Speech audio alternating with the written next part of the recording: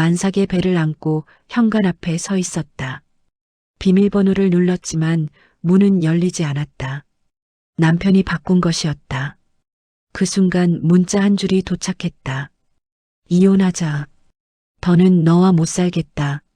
나는 숨이 턱 막혔다. 그 뒤로 도착한 사진 한 장. 남편이 다른 여자와 손을 잡고 웃고 있었다. 뱃속에 아이가 움찔했지만 나는 그 자리에서 끝내 울지 못했다. 이 결혼의 마지막이 이렇게 통보로 끝날 줄은 꿈에도 몰랐다. 비가 억수같이 내리던 밤이었다. 택시 문을 열자마자 축축한 공기가 몸을 휘감았고 만삭의 나는 균형을 잡으려 애써야 했다. 하루 종일 회사 업무를 마무리하느라 체력이 바닥나 있었지만 그래도 집에 가면 괜찮아질 거라 생각했다. 남편 도훈이 차 한 대 사라져도 인사 한 번 없을 만큼 무심해져도 그래도 오늘만은 따뜻한 말 한마디 해주지 않을까 하는 기대가 아주 조금 남아 있었다. 현관 앞에 도착해 비밀번호를 눌렀다. 삑. 빨간 불. 나는 다시 눌렀다. 삑. 또 빨간 불. 순간 머릿속이 새하얘졌다. 도훈이 비밀번호를 바꿨다. 가방을 뒤져 휴대폰을 꺼내려는 순간 메시지 알림이 떴다. 강도훈, 우리 이제 그만하자. 이혼하자. 책임질 자신 없다. 그 한 줄을 읽는데 단 2초였지만 그 2초가 내 인생의 모든 숨을 끊어놓는 것 같았다. 문 앞에 서서 멍하니 서 있는데 두 번째 메시지가 왔다. 강도훈, 서로 힘들잖아. 그냥 잘 정리하자. 잘 정리하자고. 만삭의 아내를 집에서 내쫓아놓고. 손이 떨렸지만 더 충격적인 건 그 다음이었다. 사진 한 장. 도훈이 어떤 여자와 카페에서 손을 잡고 활짝 웃고 있었다. 그 여자의 얼굴을 보는 순간 내 심장이 이상하게 쪼그라들었다. 회사 협력사 영업팀에서 몇 번 마주쳤던 여자였다. 내가 인사할 때마다 얄밉게 웃던 그 여자가. 숨을 들이켰지만 복부가 당기며 통증이 올라왔다. 아기가 놀란 것 같았다. 나는 결국 아버지에게 전화를 걸었다. 떨리는 목소리로 집 비밀번호가 바뀌었고 남편이 이혼을 요구했다고 말했다. 아버지는 묻지도 않고 바로 뛰어나오겠다고 했다. 몇 분 뒤 아버지의 차가 도착했다. 나는 억지로 미소를 지으려 했지만 실패했다. 아버지는 현관문 앞을 보고 단번에 상황을 파악했다. 윤진아, 차에 타자. 여기서 오래 서 있으면 안 된다. 그 말 한마디에 눈물이 왈칵 쏟아지려 했지만 나는 꾹 참았다. 이상하게도 울면 지는 것 같았다. 차에 타자마자 아버지는 조용히 물었다. 도훈이가 저 문 비밀번호를 바꾼 거냐? 나는 고개만 끄덕였다. 아버지의 손이 잠시 떨렸다. 평생 누구에게도 화를 크게 내지 않던 사람이었다. 그런데 그 순간 아버지의 표정은 내가 태어나서 처음 보는 얼굴이었다. 이건 아무리 그래도 인간이 할 짓이 아니다. 병원으로 이동하면서도 도훈에게서 연락은 오지 않았다. 하지만 불륜녀에게는 메시지를 보낸 모양이었다. 나는 우연히 카톡 알림창에 도훈 이름을 본 뒤 옆에 적힌 미리 보기 문구를 보았다. 도훈 혜택이 곧 정리될 거야. 조금만 기다려줘. 우리가 더 잘 될 거야. 나는 그 순간 깨달았다. 도훈은 내 인생에서 서서히 빠져나간 게 아니었다. 나를 철저하게 이용하고 떠난 것이었다. 그리고 그가 말한 혜택의 정체도 나는 너무나 잘 알고 있었다. 내가 CEO라는 이유로 제공된 카드, 차량, 복지, 접대비. 그걸 마치 자기 능력인 것처럼 사용하고 있었던 남자. 병원에 도착하자 의료진은 내 얼굴을 보자마자 급히 들 것을 준비했다. 스트레스로 인한 조기 진통 가능성 때문이었다. 검사를 받는 동안 아버지는 조용히 내 손을 잡고 있었다. 한참 뒤 의사가 말했다. 산모분 지금 스트레스가 상당해서 안정이 필요합니다. 절대 충격받는 일 없어야 하고요. 주변에서 도와주셔야 합니다. 아버지는 고개를 숙이고 조용히 대답했다. 이제 절대로 혼자 두지 않겠습니다. 그 말이 그렇게 따뜻하게 느껴진 적이 없었다. 눈을 감자마자 한 가지 생각이 머리를 스쳤다. 왜 나는 그동안 이렇게 참았을까? 왜 그의 말과 행동에 스스로를 깎아내리며 살아왔을까? 그리고 천천히 아주 서서히 마음속 깊은 곳에서 단단해지는 무언가가 올라왔다. 이제는 내가 지켜야 할 사람이 한 명 더 생겼으니까. 내 뱃속의 아이. 내가 책임져야 할 생명. 그때부터였다.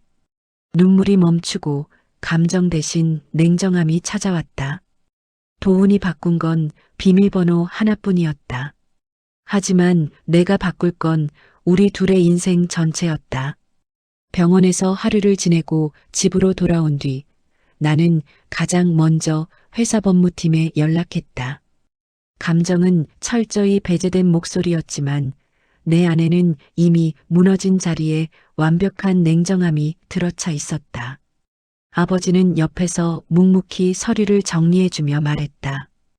윤진아, 너에게 필요한 건 지금 감정이 아니라 증거다. 그리고 권한을 되찾는 거다. 나는 고개를 끄덕이며 도훈에게 지급된 모든 혜택 목록을 꺼냈다. 법인카드, 주거비 보조, 차량 리스, 보험, 라움 전용 접대비 한도, 출장 명목의 법인 지원. 하나하나 정리하면서 깨달았다. 그가 쓰고 있던 건 그의 능력이 아니라 나의 권한이었다.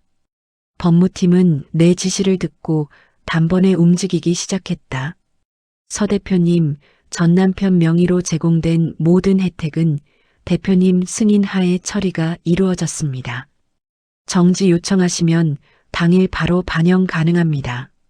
나는 숨도 쉬지 않고 말했다. 오늘 안에 모두 정지하세요. 그 말이 떨어지는 순간 마치 내 심장 어딘가가 시원하게 비워지는 느낌이었다. 그동안 무겁게 누르던 감정 덩어리 중 일부가 사라진 듯했다. 그날 오후 도훈의 휴대폰에서는 난리가 났다. 카드 결제 실패 문자가 연달아 왔을 테고 주거지원 계정은 이미 잠금 처리됐고 차량 리스 회사에서는 차량 회수 준비를 시작했으니. 하지만 나에게 온 연락은 단 한 통뿐이었다. 강도훈, 갑자기 카드가 왜 안 되는 건데 진짜? 나 지금 결제해야 하는데? 나는 그 메시지를 보고 아무 반응도 하지 않았다. 마치 모르는 사람에게 잘못 온 문자처럼. 잠시 후 그의 말투가 바뀌었다. 강도훈, 윤진아, 이건 좀 너무한 거 아니야? 임시로라도 좀 풀어놔. 나 급하게 쓸 일 있어. 급하게 쓸 일. 아마 그 급한 일이란 연주와의 저녁 식사 혹은 불륜녀에게 사주던 선물일 것이다. 아버지는 메시지를 본 뒤 조용히 말했다. 지금 당장 답하지 말아라. 그리고 이건 시작일 뿐이다. 그 말대로였다. 그날 밤 도훈은 마치 자신이 피해자인 것처럼 계속 메시지를 보내왔다.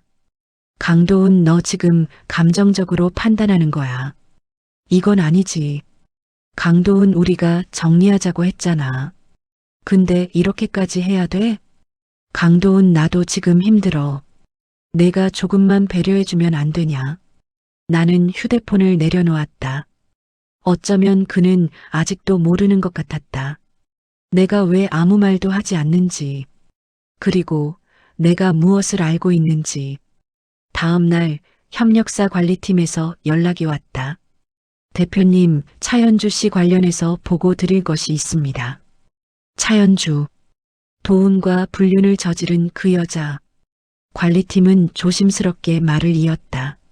몇 달 전부터 영업활동 명목으로 비정상적인 지출이 많았고 내부 직원들 사이에서도 대표님과의 연관성을 이용해 다른 업체에 영향력을 행사하려 했다는 제보가 있습니다.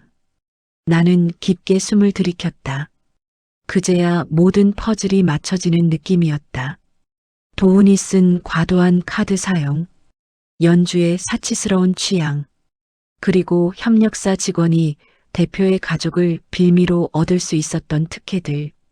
그 순간 나는 결정했다. 해당 업체와의 계약은 전면 중단하세요. 그리고 내부 감사팀도 즉시 투입하시고요. 관리팀은 당황한 듯하지만 빠르게 대답했다. 네, 서 대표님. 바로 진행하겠습니다. 연주의 회사는 그 하나의 계약에 큰 비중을 두고 있었다. 라움 코스메틱과의 거래가 끊기면 회사의 매출 한 축이 무너질 것이다. 나는 그 사실을 너무 잘 알고 있었다. 그리고 그건 내가 원하는 것이기도 했다. 이틀 뒤 예상대로 연주가 나에게 문자를 보냈다. 차연주 대표님, 혹시 저희 회사 계약건 관련해서 잠시 말씀. 나는 읽고도 답하지 않았다. 내가 답해야 할 상대는 그녀가 아니었기 때문이다. 회사 출근길, 아버지가 말했다. 이제 조금씩 고통이 올 거다. 너한테가 아니라 너를 이용하던 사람들에게. 나는 천천히 웃었다. 그 말이 마음 깊은 곳에 정확히 박혔다. 도훈의 모습이 그려졌다. 카드가 막혀 불륜녀에게 눈치나 보며 회사에서도 징계조사를 앞두고 자신이 왜 이런 일을 겪는지조차 모르는 표정. 아마 지금쯤 그는 연주에게 이런 말을 듣고 있겠지. 오빠 약속한 거 있었잖아. 혜택 다 사라졌는데 이제 나한테 뭐 해줄 건데? 어쩌면 이미 버림받았을 것이다. 하지만 아직 끝이 아니었다. 내가 준비한 것은 이제 겨우 첫 번째 단계였다. 나를 벗어나기 위해 그들이 손댔던 모든 것들, 그곳부터 차근차근 정리해 나갈 것이다. 내 아이에게 떳떳한 삶을 물려주기 위해서라도. 카드를 정지한 지 사흘이 지나던 날 도훈에게서 직접 전화가 걸려왔다. 그동안 문자를 보내며 짜증을 부리던 그가 전화를 걸어온다는 건 상황이 그만큼 다급해졌다는 의미였다. 전화가 5번 울렸다. 나는 받지 않았다. 6번째에야 천천히 통화 버튼을 눌렀다. 왜? 내 한마디에 도훈은 잠시 말을 잇지 못했다. 그러다 숨을 한번 크게 들이쉬더니 투명하게 불안이 섞인 목소리를 뱉어냈다. 윤진아, 나 지금 상황이 너무 곤란해. 카드가 다 막혀서 회사에서 난리 났어. 내가 무슨 사고 친 것처럼 보고하라더라. 나는 잠시도 흔들리지 않았다. 그가 진짜 원하는 게 뭔지 이제는 너무 잘 보였다. 그래서 내가 차갑게 묻자 도훈의 말투가 한층 더 조급해졌다. 일단 당분간만 다시 풀어줘. 이혼 얘기 나중에 하더라도 지금은 아니잖아. 그 말의 의미는 분명했다. 내가 불륜녀에게 체면 구기지 않게 최소한의 혜택은 다시 쓰게 해줘라. 단 한순간도 나를 아내로 생각한 적 없는 태도였다. 나는 아주 단호하게 말했다. 그건 애초에 내게 아니었어. 잠시 침묵이 흘렀고 그제야 도훈의 분노가 터졌다. 너 지금 나를 완전히 버리겠다는 거야? 너 혼자 잘났다고 이러는 거냐? 나는 짧게 대답했다. 내가 먼저 버린 거야. 그 말을 남기고 전화를 끊었다. 그 뒤로 그가 어떤 표정을 짓고 있었을지는 상상하지 않아도 대충 그려졌다. 그날 저녁 협력사 관리팀에서 급히 보고가 들어왔다. 연주가 일하던 업체 대표가 직접 전화를 걸어와 거래 중단 사유를 묻고 있었다. 당황한 목소리가 수화기 너머로 전해졌다. 서 대표님, 혹시 저희 회사에서 어떤 문제가? 나는 침착하게 답했다. 직원의 비윤리적 행동과 정보 오남용 정황이 확인됐습니다. 내부 감사 예정입니다. 상대는 곧바로 눈치챘다. 혹시 차연주 직원 때문입니까? 나는 아무 말도 하지 않았다. 대답할 필요조차 없는 질문이었다. 그날 오후 연주는 징계 통보를 받았고 회의실에서 울고 있다는 소문이 돌았다. 그리고 얼마 지나지 않아 나에게 메시지가 왔다. 차연주 대표님, 정말 오해가 있으신 것 같아요. 한 번만 이야기 들을 기회를. 나는 읽고도 아무 반응 없이 휴대폰을 뒤집었다. 그녀는 내게 사과할 자격도 해명할 자격도 없었다. 연주는 결국 자기 회사에서도 버림받기 시작했다. 하지만 그보다 더 빠르게 버려진 사람은 따로 있었다. 도훈이었다. 연주가 그의 생활이 급격히 무너지는 걸 보자마자 가장 먼저 등을 돌렸다. 혜택 없고 돈줄도 끊긴 남자를 붙잡을 이유가 그녀에게는 없었을 것이다. 도훈은 이제 회사에서도 문제였다. 출장비, 접대비, 법인카드 사용 기록이 줄줄이 검토에 들어갔고 그동안 회사에서 능력자인 척 유지하던 이미지가 순식간에 무너졌다.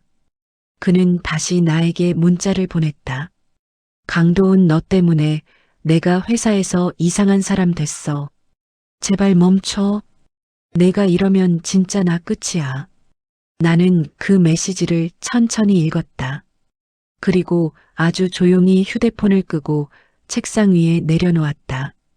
그가 끝나는 건 내 탓이 아니었다. 그는 이미 끝을 향해 달려가고 있었고 나는 그동안 그 사실을 모른 척 덮어주기만 했던 것이었다.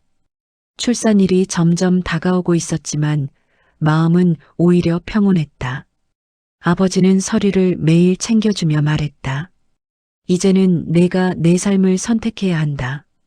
나는 그 말이 크게 가슴에 박혔다. 그동안 나는 도훈의 기분을 맞추고 그의 열등감을 달래면서 아내라는 이름에 내 인생을 죄다 우겨넣고 살았다. 하지만 이제는 아니었다. 뱃속의 아이를 위해서라도, 나 자신을 위해서라도 나는 새 인생을 준비하고 있었다. 도훈이 완전히 무너지고 있다는 사실이 이상하게도 나를 더 단단하게 만들고 있었다. 이제 진짜로 정리할 차례였다. 도훈과 연주가 각각 무너져가는 동안 나는 출산 준비와 회사 운영을 동시에 이어가고 있었다. 몸은 무겁고 가끔 통증도 밀려왔지만 이상하게도 마음만은 어느 때보다 안정적이었다. 어쩌면 모든 진실이 드러났고 이미 돌아갈 길이 없다는 걸 받아들였기 때문일지도 모른다. 그러던 어느 날 저녁 갑작스럽게 도훈이 회사에서 징계 절차를 밟고 있다는 소식이 들려왔다. 출장비 정산 누락, 접대비 허위 청구 의혹, 개인 유흥비를 업무비로 쓴 정황까지. 그동안 내가 회사의 대표라는 이유로 그를 비호했던 기록들이 전부 사라지자 그의 실체는 생각보다 빨리 드러났다. 그날 그는 다시 전화를 걸어왔다. 이제는 목소리가 분노를 넘어서 거의 공포에 가까웠다. 윤진아, 제발 좀 얘기 좀 하자. 나 지금 이러다 진짜 회사에서 잘려. 나는 침착하게 물었다. 그래서? 그는 짜증과 절박함이 섞인 목소리로 외쳤다. 너라도 좀 도와줘야 할 거 아니야. 내가 지금 어떤 상황인지 알기나 하냐고. 그 말이 참 기가 막혔다. 정작 내가 어떤 상황이었는지는 단 한 번도 묻지 않은 사람. 도훈아, 넌 너한테만 일어난 일처럼 말하네. 순간 그의 목소리가 잠시 멎었다. 나 만삭 때 집 비밀번호 바꿔놓고 나가버린 사람 누구야? 이혼 통보 문자로 보낸 사람 누구야? 내가 왜 도와줘야 하지? 그는 아무 말도 하지 못했다. 그게 사실이니까. 잠시 뒤 그는 한껏 목소리를 낮추며 다른 방식으로 접근했다. 미안해. 내가 좀 정신이 없었다. 그때는 우리가 서로 힘들었잖아. 나는 차갑게 웃음을 흘렸다. 힘들어서 불륜했어? 그는 말문이 막힌 듯 조용해졌다. 그 침묵이 오히려 더 큰 답이었다. 그날 밤 도훈에게서 마지막 메시지가 왔다. 강도훈, 그래. 내가 하고 싶은 대로 해. 근데 이것만은 기억해. 나 아니었으면 너 지금처럼 성공 못했을걸. 나는 그 메시지를 보고 그동안 참았던 웃음이 터져나왔다. 그의 존재가 내 성공의 원동력이라고 믿는 그 오만함. 정말 끝까지 자기중심적인 사람이었다. 그러나 그 메시지는 동시에 하나의 결심을 더 굳히게 했다. 이 사람은 끝까지 책임이라는 걸 모르는구나. 그리고 그 다음 날 진짜 사건이 터졌다. 연주가 나에게 전화를 걸어왔고 이번에는 내가 받기 전에 그녀가 음성 메시지를 남겼다. 서윤진 대표님 정말 죄송한데요. 도훈 오빠가 지금 저희 집에 와서 난동을 부리고 있어요. 저한테 책임지라고 소리 지르고 왜 도망가냐고 왜 도와주지 않냐고 제발 좀 말려주세요. 순간 심장이 순간적으로 2번 빠르게 뛰었다. 도훈이? 그리고 연주지? 난동? 예상은 했지만 이렇게까지 무너질 줄은 몰랐다. 나는 출산을 앞둔 몸을 일으켜 앉았다. 아버지가 놀라며 물었다. 윤진아, 어디 가려고? 나는 떨리는 숨을 한번 고르고 대답했다. 이제 정리를 끝내야겠어요. 아버지는 내 표정을 보더니 조용히 고개를 끄덕였다. 그 뒤로는 말이 필요 없었다. 나는 회사 법무팀과 긴급 통화를 했고 그동안 모아둔 증거와 자료를 정식으로 제출하기로 결정했다. 그제야 깨달았다. 내가 지금 선택하는 건 복수가 아니라 정리였다. 더는 얽히지 않고, 더는 이용당하지 않고, 내 아이가 태어날 세상에서 이 2사람의 흔적을 지워내는 작업이었다. 병원에서도 의사는 말했다. 산모분, 스트레스 조절이 정말 중요합니다. 지금 결단을 내리는 건 좋지만 너무 무리하지 마세요. 나는 고개를 끄덕였지만 마음은 이미 분명했다. 이제 도훈이 가장 무서워할 선택을 할 시간이었다. 그가 잃어버릴 건 지금보다 훨씬 많고 내가 지켜낼 건 너무나 소중하니까. 그날 밤 도훈에게 마지막으로 문자를 보냈다. 도훈아, 이건 감정으로 하는 게 아니야. 내가 만든 결과를 내가 마주하도록 도와주는 것뿐이야. 전송 버튼을 누르는 순간 마치 오래 묵혀있던 고통이 한 번에 빠져나가는 느낌이었다. 그리고 나는 곧 시작될 출산과 그 뒤에 올 진짜 정리의 순간을 차분히 기다렸다. 연주의 울먹이는 음성 메시지를 들은 뒤 나는 더는 망설이지 않았다. 내 아이가 태어나는 순간 이 2사람의 흔적이 내 인생에서 완전히 사라져야 한다는 걸 확신했다. 그날 밤 나는 깊은 숨을 한번 고르고 법무팀에 전화를 걸었다. 전화기 너머 변호사는 이미 모든 상황을 알고 있다는 듯 차분한 목소리로 말했다. 대표님, 준비해 두신 자료는 모두 충분합니다. 접근금지 신청도 가능하고 명예훼손협박 업무방해까지 모두 대응이 가능합니다. 언제 제출할까요? 나는 조금도 머뭇거리지 않았다.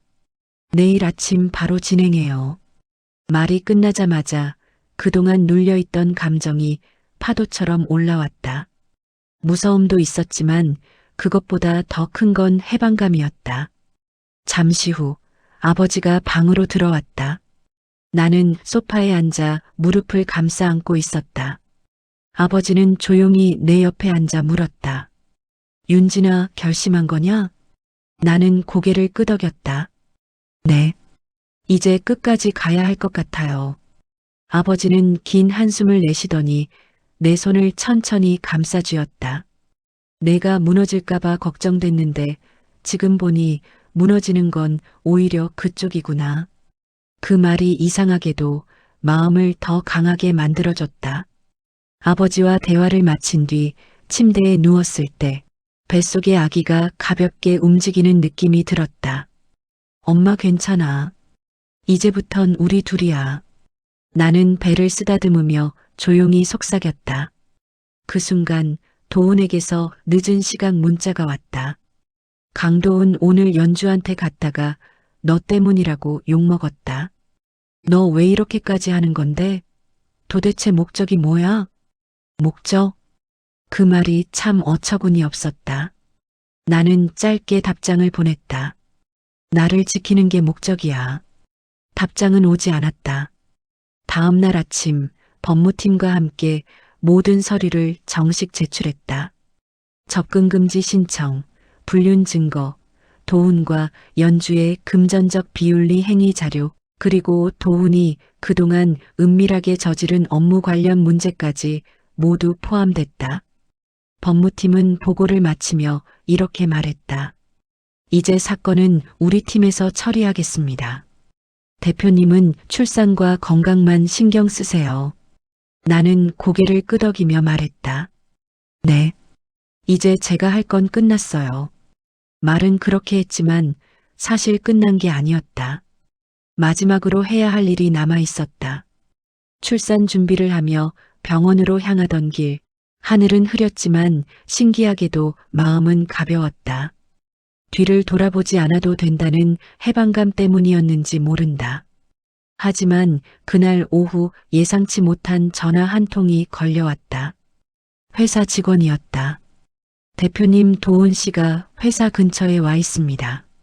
지금 건물 안으로 들어오려고 시도하는 것 같은데요. 나는 순간 심장이 꾹 내려앉는 것 같았다. 하지만 놀라지 않았다. 오히려 예상한 일이었다. 마침내 마지막 선이 건드려진 것이다. 나는 조용히 말했다. 보안팀 부르세요. 출입 금지 명단 올려놨을 거예요. 직원은 놀란 듯했다. 네, 대표님. 바로 조치하겠습니다. 전화를 끊고 병원 창문 밖을 바라보았다. 도시 위로 비가 내릴 듯 잿빛 구름이 몰려왔지만 이상하게도 그 하늘이 무섭지 않았다. 이제 곧 진짜 끝이 온다는 걸 알고 있었기 때문이다. 그리고 그 끝은 나에게 오히려 새로운 시작이었다. 도훈이 회사로 찾아왔다는 연락을 받고 난 뒤 나는 병원 침대 위에 조용히 앉아 있었다. 바깥은 어느새 비가 내리기 시작했고 창문을 두드리는 빗소리가 이상하게도 마음을 더 차분하게 만들었다. 간호사가 와서 혈압을 체크하며 걱정스레 물었다. 스트레스 받는 일 있으셨어요? 수치가 조금 올라갔어요. 나는 미소를 지으려 했지만 잘 되지 않았다. 괜찮아요. 이제 거의 끝났어요. 하지만 끝은 아직 오지 않았다. 그날 오후 회사 직원으로부터 또 한 통의 연락이 왔다. 대표님 도훈 씨가 그냥 돌아간 줄 알았는데 건물 밖에서 계속 서성이고 있어요. 보안팀에서 이미 접근금지 조치를 했는데도 계속 기다리는 것 같습니다. 그 말을 듣는 순간 묘한 예감이 들었다. 그가 포기할 사람이 아니라는 건 알고 있었지만 이렇게까지 매달릴 줄은 예상하지 못했다. 병원 복도로 잠깐 나가자마자 휴대폰이 울렸다. 발신자는 강도훈. 나는 깊은 숨을 들이쉬고 전화를 받았다. 왜? 내 목소리는 차갑고 짧았다. 반면 도훈의 목소리는 다급함과 분노가 섞여 있었다. 왜 보안팀까지 불러? 왜 나를 출입 금지해? 우리가 남이야? 내가 너한테 어떻게 했는데? 그 말이 너무 어이없어서 웃음이 날 뻔했다. 하지만 웃음이 아닌 허탈함의 숨이 나왔다. 넌 나한테 한 일이 뭔지 기억은 하고 말하는 거야? 도훈은 잠시 말문이 막힌 듯했다. 그러다 갑자기 억울함을 토해냈다. 나는 그냥 잠깐 흔들린 거야. 사람이 실수도 할 수 있잖아. 근데 그게 그렇게 큰 죄야? 순간 손에 힘이 들어갔다. 내 뱃속의 아이가 작게 움찔하는 게 느껴졌다. 잠깐 흔들린 게 아니라 나를 버린 거야. 만삭인 아내 내쫓고 비밀번호 바꾸고 다른 여자한테 가서 내 삶을 만들려고 했던 게 실수라고? 그는 대답하지 못했다. 침묵만 들릴 뿐이었다. 잠시 후 그는 아주 조용한 목소리로 말했다. 그래도 내가 이렇게까지 할 필요는 없잖아. 그 말이 내 마음의 마지막 남은 동정마저 사라지게 했다. 내가 이렇게까지 안 했으면 지금쯤 너는 더 깊숙이 나를 이용하고 있었겠지. 도우는 숨을 들이쉬며 마지막으로 외쳤다. 제발 단 10분만이라도 얘기하자. 내가 지금 회사에서 어떤 상황인지 알면 너도 마음 바뀔 거야. 그 말이 웃음이 나올 정도로 뻔했다. 내 마음을 바꾸는데 필요한 건 그의 사정이 아니라 내 아이의 미래였기 때문이다. 도훈아, 난 내 사정에 더 이상 관심 없어. 그 말을 남기는 순간 배에 다시 통증이 올라오기 시작했다. 규칙적인 통증. 의사는 말했다. 진통이 시작된 것 같아요. 오늘 안에 아이가 나올 수도 있습니다. 순간 머릿속이 하얘졌다. 하지만 무섭지는 않았다. 오히려 기다렸던 순간이 다가온 느낌이었다. 진통이 점점 심해지는 와중에도 도훈은 다시 연락했다. 문자, 전화, 또 문자. 강도훈, 나 진짜 마지막이야. 문 앞에 있어. 딱 5분만 나오면 안 돼? 강도훈, 도망가는 거야? 이게 너야? 강도훈, 내가 너한테 뭘 그렇게 잘못했는데? 그의 말이 화면에 쏟아질 때마다 진통과 함께 차가운 결심이 더 강해졌다. 나는 단 하나의 답만 보냈다. 문 앞에 서 있는 건 내 마지막 자존심이 아니라 내 마지막 집착이야. 오늘로 다 끝이야. 그리고 전화를 꺼버렸다. 그 순간 마치 오래 묵혀있던 짐이 한 번에 내려가는 것처럼 숨이 깊게 쉬어졌다. 의사들이 분주하게 움직이며 말했다. 산모분 준비되셨어요. 이제 분만실로 이동할게요. 나는 침대에 눕고 배를 부드럽게 쓰다듬었다. 괜찮아. 이제 정말 우리만의 시작이야. 밖에는 비가 계속 내렸고 도시 전체가 잔잔해지는 밤이었다. 내 아이의 울음소리가 세상에 퍼질 그 순간 누군가는 문 앞에서 홀로 무너지고 있을 것이다. 그러나 그건 절대 나의 책임이 아니었다. 분만실 문이 열리고 밝은 조명이 눈앞을 채웠다. 의사와 간호사들의 빠른 움직임, 규칙적으로 올라오는 진통, 그리고 멀어져가는 병원 복도 뒤편의 소란. 그 모든 것이 한 장면처럼 겹쳐 보였다. 서윤지님, 호흡 조절하세요. 이제 곧 아이가 나올 수 있어요. 나는 이를 꽉 물고 숨을 들이켰다.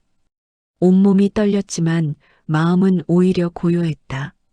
밖에서 누군가가 문 앞에 서 있든 전화가 울리든 누가 무너지고 있든 지금 이 순간 내게 중요한 건 오직 한 생명뿐이었다. 진통이 다시 강하게 올라오자 내 손을 잡은 간호사가 말했다. 잘하고 계세요. 조금만 더 힘내면 돼요. 눈을 질끈 감았다가 떴을 때 문득 떠오른 얼굴은 도훈이 아니었다. 아버지였다. 그동안 나를 지켜준 단단한 존재. 그리고 지금 태어나려는 아이. 이 아이가 앞으로 어떤 세상을 살아갈지 내가 만들어줘야 한다는 책임감이 눈가를 뜨겁게 만들었다. 그리고 마침내 작고 힘찬 울음소리가 공기를 갈랐다. 나는 그 순간 눈물이 멈추지 않았다. 너무 아프고 너무 고되고 너무 무서웠는데 그 모든 감정을 한꺼번에 뛰어넘어 언어로 설명할 수 없는 벅찬 감정이 밀려왔다. 의사가 아이를 건네주며 말했다. 축하드립니다. 아주 건강한 아기예요. 내 품에 안겨 털썩 울음을 터뜨리는 그 작은 얼굴을 보는 순간 그동안 나를 억눌렀던 모든 고통이 사라지는 듯했다. 어서 와, 많이 기다렸어. 나는 떨리는 목소리로 아이에게 말했다. 그 순간 간호사가 조심스럽게 다가와 말했다. 대표님, 잠깐 알려드릴 게 있습니다만 지금 듣기 괜찮으세요? 나는 고개를 들었다. 말하세요. 간호사는 조금 망설이더니 말했다. 출입문 앞에 계시던 그 남성분. 병원 보안팀에서 조치하고 경찰에 인계됐습니다. 산모분에게 위해가 될 수 있다고 판단해서요. 나는 잠시 눈을 감았다. 놀랍게도 아무 감정도 들지 않았다. 안도도 분노도 연민도 아닌 그냥 필연적인 결말이었다. 잘했어요. 나는 담담하게 말했다. 그리고 다시는 그 사람을 제 주변에 가까이 두지 않을 거예요. 간호사는 고개를 끄덕이고 물러났다. 나는 다시 눈을 내려 아이를 바라보았다. 작은 숨결이 내 가슴을 간지렸다. 그리고 난 깨달았다.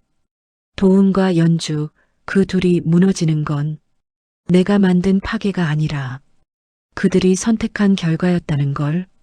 나는 이제 누군가에게 흔들리는 삶이 아니라 나와 이 아이를 지키는 삶을 살아갈 것이다.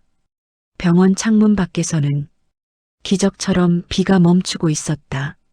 한 생명이 태어난 순간 누군가는 무너졌고 나는 다시 태어났다. 이제 이 아이와 함께 걸어갈 새로운 길만 남았다. 아이가 태어난 지 사흘째 되던 날 병원 방은 조용한 햇빛으로 가득 차 있었다. 나는 천천히 아이를 안고 바라보고 있었다. 작고 따뜻한 숨결이 팔 안에서 움직일 때마다 마음 한쪽이 무너지고 다른 한쪽이 다시 채워지는 기분이었다. 그 사이 세상은 조용히 변하고 있었다. 도훈은 경찰 조사 후 바로 풀려났지만 그 사건으로 이미 회사에서 완전히 고립됐다는 소식이 들려왔다. 출장비 문제, 허위 접대비, 부적절한 사적 사용 기록까지 모두 드러났고 결국 그는 정직 처분을 받았다. 거기에 협력사와의 부적절한 관계 문제까지 더해져 업계 내에서도 평판이 바닥까지 떨어졌다고 했다. 하지만 내가 그런 소식을 듣고 느낀 감정은 단 하나도 없었다. 분노도 후련함도 연민도 아닌 그저 무관심. 이제 그 사람은 내 인생에게 더 이상 어떤 의미도 없었다. 아버지는 병실에 과일과 따뜻한 스프를 가져다 주며 말했다. 윤진아, 이제부터는 내 시간대로 살아라. 지금부터는 너와 아이만 생각하면 된다. 나는 고개를 끄덕이며 조용히 미소를 지었다. 그동안 나를 짓눌렀던 것들은 이 병실 문 밖 어디쯤에 남겨두고 온 느낌이었다. 그날 오후 법무팀에서 준비한 이혼 서류와 접근금지 명령 결과가 전달되었다. 문서 한 장 한 장을 천천히 넘기며 내가 얼마나 멀리 걸어왔는지 나는 다시금 깨달았다. 병원 창밖에는 햇빛이 천천히 퍼지고 있었다. 며칠 전 그 폭우 속에서 나는 병원 침대에 누워 울면서 버텼다. 그런데 지금은 세상이 너무 고요했다. 그때 휴대폰으로 메시지 한 통이 도착했다. 발신자는 강도훈. 문자를 열기 전부터 이미 어떤 내용일지 짐작할 수 있었다. 강도훈, 나도 잘못한 거 인정한다. 근데 이렇게까지 할 필요는 없잖아. 우리 마지막으로 얘기라도 하자. 나는 아이를 바라보았다. 그리고 천천히 답장을 보냈다. 마지막은 병원 문 앞에서 이미 끝났어. 더는 말이 필요하지 않았다. 그 뒤로 그는 답을 보내지 않았다. 그 침묵이 이 관계의 진짜 종말이었다. 퇴원하던 날 하늘은 맑고 깨끗했다.